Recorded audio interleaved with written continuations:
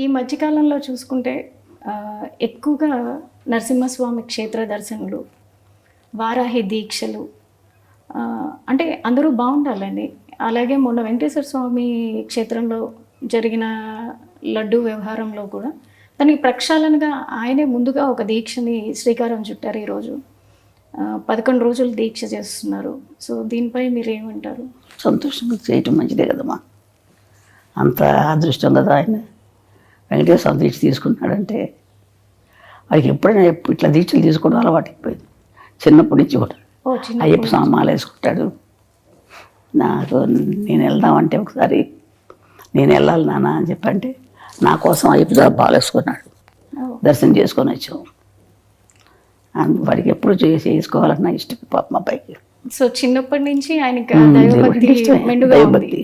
అలాగని దేవుడి దగ్గర ఊరికి దండాలు పెట్టేసి పూజలు ఏం చేసేవాడు కాదు. వాళ్ళ నాన్నగారు పూజ చేసినా కానీ ఏదో కాస్త ప్రసాదం తీసుకునేవాడు తప్ప వాడందరికీ వాడు ఎక్కువ పూజలు చేసేవాడు కాదు. ఇప్పుడు కొంచెం పెద్ద అయ్యాక తను పూజ చేసుకుంటున్నాడు. యోగ నరసింహస్వామి గుడి అని విన్నాము. పవన్ గారి అన్నప్రశ్న కూడా అక్కడే జరిగింది. అక్కడే జరిగింది. దానికి సంబంధించి వివరాలు చెప్తారా? మేము తిరుపతి దర్శనానికి వెళ్ళాం. నేను మా వారు మిగతా పిల్లలందరూ తీసుకొని వెళ్ళాను. వెళ్తే అప్పుడు 6 నెలలు కరెక్ట్గా జరిగింది. ఆ రోజుకి వచ్చింది. 6 నెలలు వచ్చింది కదా, ఇక్కడే అన్నప్రాసన చేసేద్దాం అనిపించింది నాకు మనసులో. ఆయన దగ్గర ఎప్పుడూ ఒక కత్తి ఉంటుంది. ఈయన పోలీస్ ఆయన కదా, కొంచెం పోలీస్ డిపార్ట్మెంట్. ఆయన దగ్గర చిన్న కత్తి ఉంటుంది. ఆ కత్తి పెట్టి ఏదో పుస్తకాలు ఉంటే పెట్టి దేవుడి ప్రసాదం ఇచ్చారు. వెంకటేశ్వర ప్రసాదం. ఆ ప్రసాదం పెట్టి అక్కడే యోగ నరసింహస్వామి దగ్గర పడుకోబెట్టేసి చేశాను. చూసి పడుకోబెట్టి ఇక్కడే చేసేద్దామంటే అని అన్నాను ఆయనతోటి, మా వారితోటి. అంతకంటే అదృష్టం ఏముందిలే అని చెప్పి వాళ్ళకి చేశాను.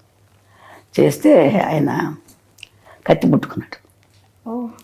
తర్వాత పెన్ తీసుకున్నాడు. ఓకే, అంతే. సో దాన్ని ఎలా చూస్తారు మీరు? కత్తి పట్టుకున్నవారు కాబట్టి దాన్ని మీరు ఎలా భావించారు ఆ రోజున?